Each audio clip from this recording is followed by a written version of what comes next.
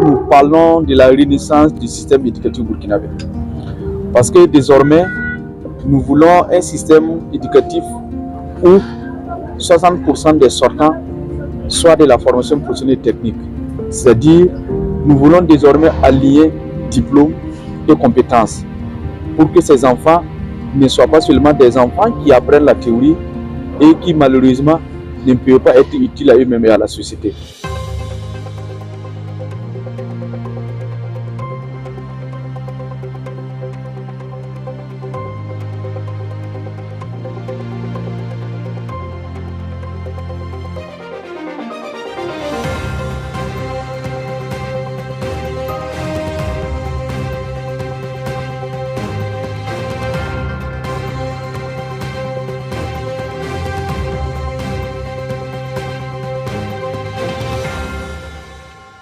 Ce qui se passe aujourd'hui, c'est une des nombreuses étapes du processus d'élaboration des curricula. Il y a un travail préalable de diagnostic et d'observation qui a déjà été fait, qui a permis d'identifier les différents métiers qu'il faut sortir de ces lycées professionnels et techniques. Et ce travail nous a conduit aujourd'hui à l'écriture des curricula, à la formalisation des manuels. Donc pour nous, c'est une étape essentielle parce que c'est ce qui va permettre de traduire de façon concrète l'idée et la vision du capitaine président du FASO, le capitaine Ibrahim Traoré, qui se penche depuis un bout de temps sur la transformation du système éducatif burkinabé.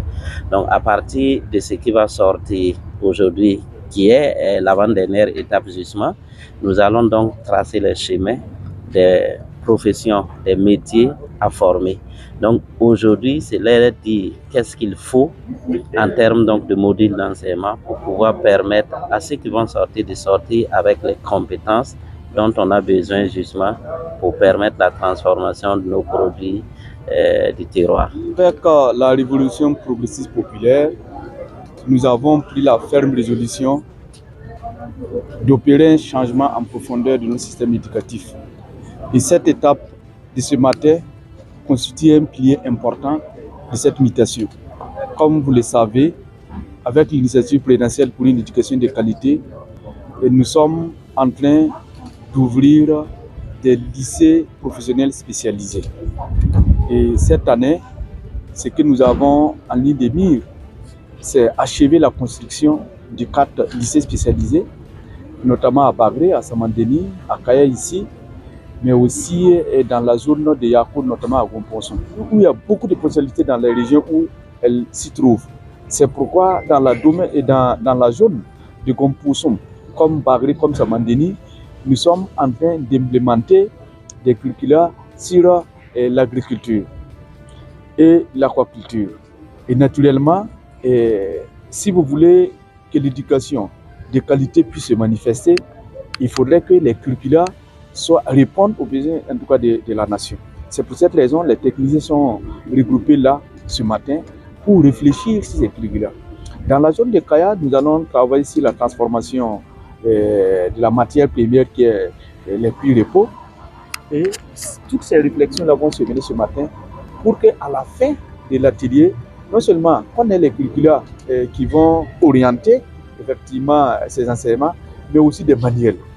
Et là, ce n'est plus une éducation basée sur la théorie, c'est une éducation basée sur la pratique, sur la transformation, sur la conception.